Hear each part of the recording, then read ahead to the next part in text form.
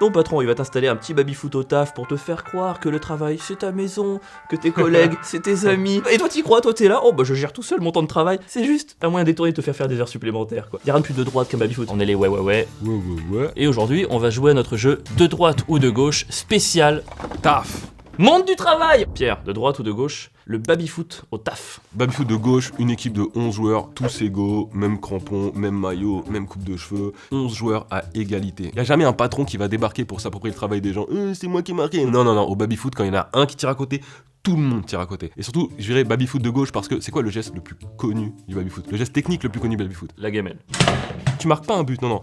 T'enlèves un point à celui qui réussit mieux que toi, mon gars. C'est pas un peu des gens qui essaieraient de gratter des impôts aux milliardaires, mec? Elle serait pas un peu de gauche, la gamelle, mon gars? Un peu de gauche, la gamelle. Un peu de gauche, la gamelle. Un peu de gauche, la Pour gamelle. terminer, le baby-foot, c'est essayer de forcer une pause, mec. 10 minutes de baby-foot en entreprise, c'est 10 minutes de temps gratté au capitalisme. C'est un peu comme les vrais joueurs qui essaient de gratter du temps pendant les arrêts de jeu. Donc Neymar est de gauche. Mec, Neymar qui se roule par terre. Carrément de gauche. En pleurnichant, mon gars. C'est tellement de gauche. Je veux du temps en plus. Bien joué. Bonne argumentation. Baby-foot quand même de droite. Ce que tu dis, c'est une stratégie de l'employé. Gros, c'est une stratégie du patron. Ton patron, il va t'installer un petit baby-foot au taf pour te faire croire que le travail, c'est ta maison, que tes collègues, c'est tes amis. Et toi, t'y crois, toi, t'es là, oh bah je gère tout seul mon temps de travail. C'est juste un moyen détourné de te faire faire des heures supplémentaires, quoi. C'est vraiment la diversion parfaite pour pas augmenter ton employé, quoi. Tu mets un baby-foot au taf. En plus, déjà, l'objet du baby-foot, c'est de droite. Y'a rien de plus de droite qu'un baby-foot. Et c'est pas inclusif un baby-foot. Y'a pas une meuf, y'a pas un noir, y'a rien du tout. Et dernier argument, c'est que le baby-foot avant on le trouvait où? Bah, dans les PMU. Et aujourd'hui, c'est où? C'est dans les startups. Le baby-foot au taf, c'est juste les mecs d'école de commerce qui se sont appropriés la culture des PMU. Le Connemara ne leur a pas suffi. Ils ont dû aller jusqu'au baby-foot, quoi.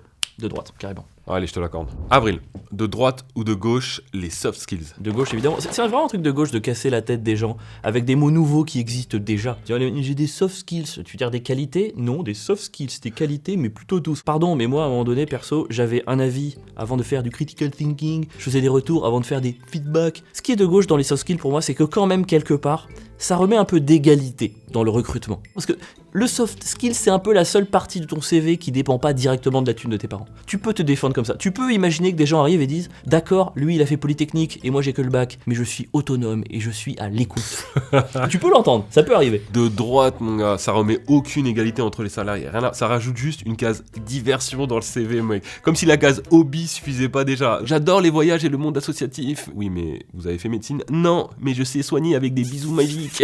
Et surtout, les soft skills, c'est vraiment un truc de mec qui bosse à la défense. Tu demanderas jamais à un ouvrier ou à un boulanger s'il est empathique. Tout ce que tu veux, c'est du bon pain. Et t'as pas envie d'entendre « Mes apprentis ont un travail d'équipe formidable. En revanche, ma baguette est dégueulasse. » Et puis surtout, mec, c'est clairement un business. C'est vrai qu'il y a des formations soft skills. Il y a des gens qui payent pour apprendre à dire « Bonjour ». Mec, faut vraiment être de droite pour monétiser l'empathie. Et on a privatisé l'eau, l'électricité, et là on va privatiser les qualités. C'est ça qu'on veut? Que ce soit de droite ou de gauche, les soft skills, C'est merde, c'est éclaté. C'est éclaté. On avait faut arrêter avec ça. De droite ou de gauche, la semaine de 4 jours. Tout est de gauche dans la semaine de 4 jours. Déjà, réduire le temps de travail, c'est de gauche. Voilà, 5 jours, 4 jours. La suite, on la connaît, hein. 3 jours, 2 jours, 1 jour. Puis un matin, tu te réveilles, t'as le revenu universel. Tu vas jouer au molki en buvant du kombucha et en faisant griller des merguez. C'est bon, franchement.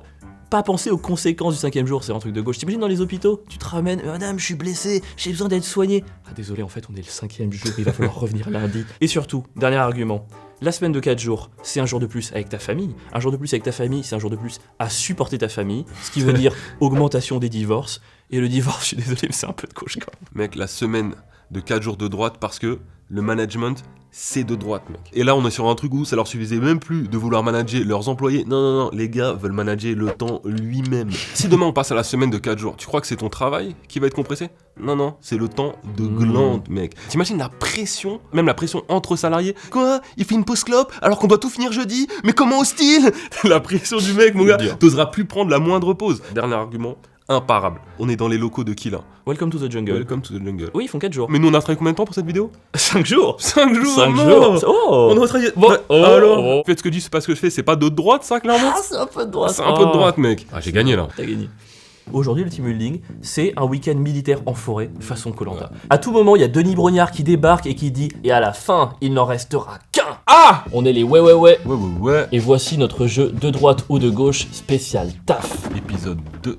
Pierre, de droite ou de gauche, la visioconférence. De gauche, mec. Il se passe quoi quand tu rejoins une visio? Le temps de trouver le lien, de cliquer sur le bouton, de te rappeler du mot de passe, mec. La visio, elle commence toujours en retard. Et la SNCF le prouve chaque jour. Les retards, c'est de gauche. Et puis, la visioconférence, mec, tu montres que le haut de ton corps. Si ça, c'est pas une stratégie trouvée par la NUP pour pouvoir travailler en Sarouel, je m'y connais pas. Si tu vois pas les mains de ton collègue pendant une visioconférence, c'est qu'il est en train de jouer au Diabolo sous la table. Et enfin de gauche, parce que il se passe quoi quand t'es en visioconférence, hein? Oups, j'ai commandé une nouvelle paire de chaussures. Oh non, flûte, j'ai fait mes courses en ligne. Faire des trucs à côté égale réduction du temps de travail, égale projet de la gauche pour passer officieusement aux 25 heures. Et tout ça en souriant à la caméra. Ok, pas d'accord. La visioconférence, pour moi, ça reste de droite. Déjà, pardon, mais chacun chez soi, c'est littéralement le programme de la droite. C'est à tout moment, ils vont nous sortir un slogan. Le bureau, tu l'aimes ou tu le quittes. En plus, la visioconférence, ça exacerbe les inégalités sociales. Parce que au bureau, dans l'open space, tout le monde est un petit peu au même endroit. Mais dès que tu passes en visio, tu vois bien qui a de la place dans son appart, qui a un grand salon, qui a une jolie déco. La visioconférence, ça permet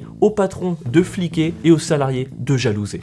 Combo! Pour finir, la visioconférence, est-ce que ça a pas un peu des vibes de maître du monde? Dans les films d'espionnage, qui c'est qui fait des visioconférences? C'est les milliardaires qui caressent des chats. We only need the girl.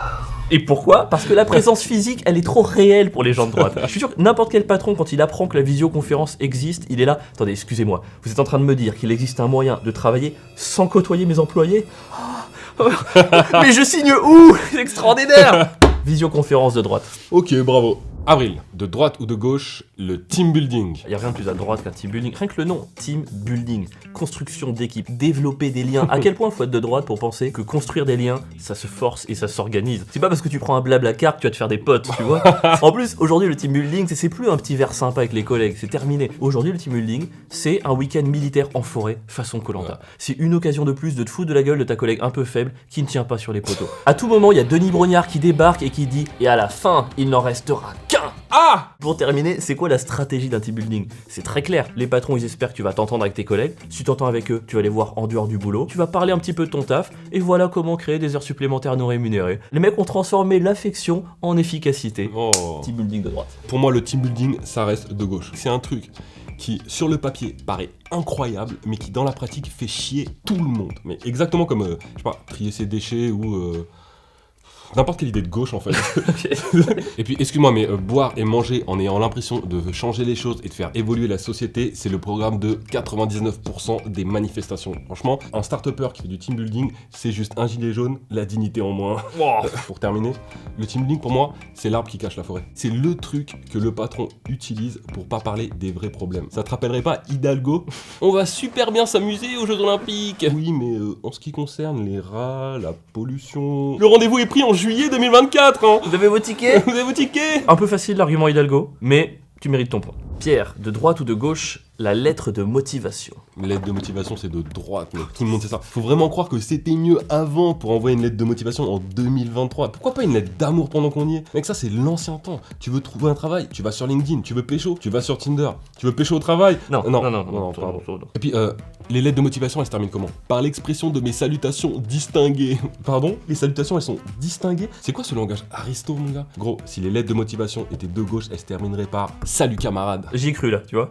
Et puis, ça sert à quoi une lettre de motivation? Ça sert à sélectionner une élite, à garder les meilleurs et surtout à éliminer ceux qui savent le moins bien écrire ou le moins bien utiliser le back-office, mec. Les lettres de motivation, ça entretient autant les inégalités que les écoles de commerce de droite. Tu dis que ça entretient les inégalités, mais ça c'est terminé mon gars. On est à l'ère de ChatGPT aujourd'hui, n'importe qui peut écrire une lettre incroyable en un seul clic. Et quand les RH ils recevront leur 1000e lettre écrite à la manière de Baudelaire, comment ils vont départager les candidatures au tirage au sort. Et le tirage au sort, c'est de gauche. Boum! Deuxième argument. Dans lettre de motivation, il y a quoi? Il y a motivation, mon gars. Motivation, se vendre, convaincre, c'est un truc de gauche. Parce que la gauche a la motivation et la droite a le réseau. C'est comme ça que ça marche. Pour finir, une lettre de motivation, c'est quoi? C'est juste un langage codé. Titulaire d'une licence en lettres modernes, je n'ai absolument pas la moindre compétence. Je rêve de travailler dans votre entreprise. J'ai vraiment besoin de bouffer. Cordialement, je vous en supplie. Or, utiliser un langage codé pour parler de tout, sauf d'argent, c'est de gauche. Lettre de motivation de gauche. Pas mal, ouais. J'ai gagné le point? T'as gagné le point. Yes!